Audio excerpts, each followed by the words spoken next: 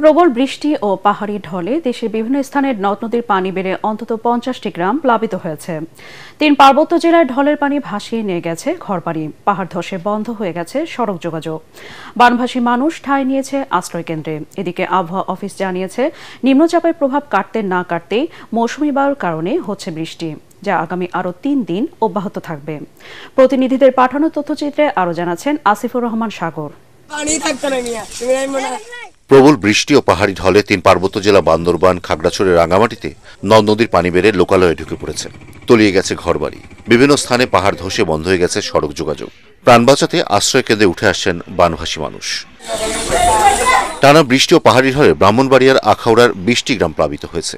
তলিয়ে গেছে বসতবাড়ি, সবজি ক্ষেত, রাস্তাঘাট। টানা 7মবারের মতো বেস্ট টিস্যু পেপার ব্র্যান্ড হিসেবে স্বীকৃতি পেয়েছে বসুন্ধরা টিস্যু। সিলেটের সুরমা ও কুশিয়ারের পানি বিপদসীমার 84 সেন্টিমিটার উপর দিয়ে প্রবাহিত হচ্ছে। জকিগঞ্জে লোকালয়ে পানি ঢুকে প্লাবিত হয়েছে 12টি গ্রাম। এদিকে আবহাওয়া অফিস জানিয়েছে, নিম্নচাপের প্রভাব কাটতে না কাটতেই মৌসুমী বায়ুর প্রভাবে সারা দেশে বেড়েছে বৃষ্টিপাতের পরিমাণ। এর প্রভাবে দেশের বিভিন্ন স্থানে শুক্রবার পর্যন্ত প্রবল বৃষ্টিপাত হবে বলে আবহাওয়ার পূর্বাভাসে বলা হয়েছে। আবহাওয়াবিদ মোহাম্মদ ওমর ফারুক জানিয়েছেন, ময়মনসিংহ, সিলেট ও চট্টগ্রাম অঞ্চলে বৃষ্টিপাত অব্যাহত থাকবে। তবে কাল থেকে রাজধানী সহ খুলনা, বরিশাল ও রংপুর বিভাগে কমে আসবে বৃষ্টির পরিমাণ। এর পাশাপাশি সুখবরও জানিয়েছে আবহাওয়া অফিস।